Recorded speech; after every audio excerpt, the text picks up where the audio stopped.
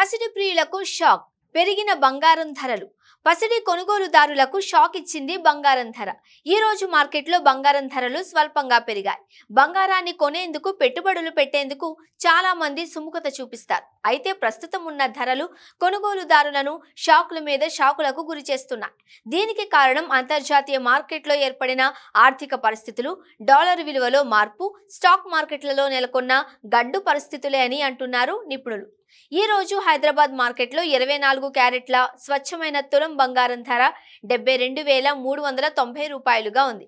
అదే 22 క్యారెట్ల ఆర్నమెంట్ బంగారం రేటు 66,360 రూపాయలకు చేరింది. నిన్నటి ధరలతో పోలిస్తే తులంపై 10 రూపాయలు తగ్గింది.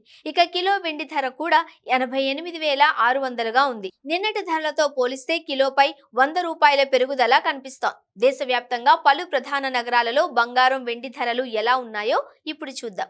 24 క్యారెట్ల బంగారం ధర హైదరాబాద్లో 72,390 రూపాయలు, విజయవాడలో 72,390 రూపాయలు, బెంగళూరులో కూడా 72,390 రూపాయలు, ముంబైలో 72,390 రూపాయలు, చెన్నైలో 71,990 రూపాయలు.